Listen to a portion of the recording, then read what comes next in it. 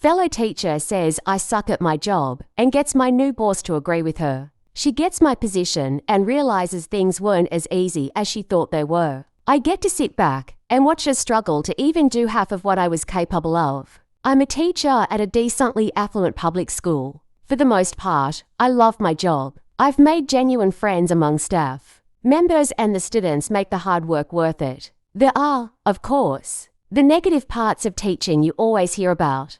Low pay, grading on off hours, etc. But for the most part, the deal has been good. A few years back, I was recognized by my old boss as a potential leader in the building. He stressed to me that I was very data-oriented and likable among my colleagues. I know my way around Google Sheets and Excel. When it comes to collecting and organizing student data, and I am really solid with parent communication. I was hesitant, but eventually I agreed and became a leader for a group of teachers and students at the school, in charge of organizing meetings, overall student educational success, etc. That old boss who promoted me left and I was stuck with a new boss who I didn't know well. Here's where things get messy. I have sensory processing disorder and mild hearing loss. It's hard to explain, but sometimes I genuinely do not hear things correctly. Think if you said, I'm going to pick up Stacy, I might hear something like I'm gone, just wait and see.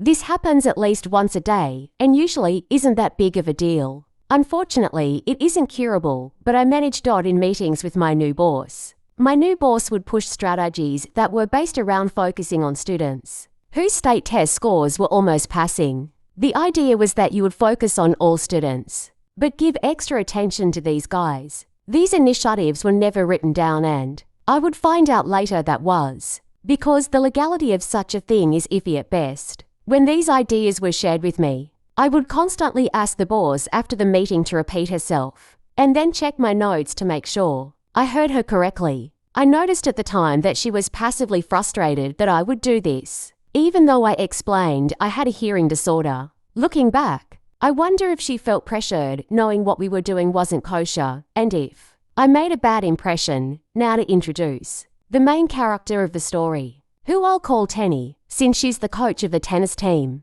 Tenny is well liked by staff members for her years of service toward our community in a particular area. I also liked Tenny a lot and figured she'd be a great team member. Tenny, however, like my boss, became repeatedly frustrated when I would miss things she would say to me. Scredit Stories 102. Hear new stories uploaded every day on my channel. Don't miss out, so please subscribe my channel.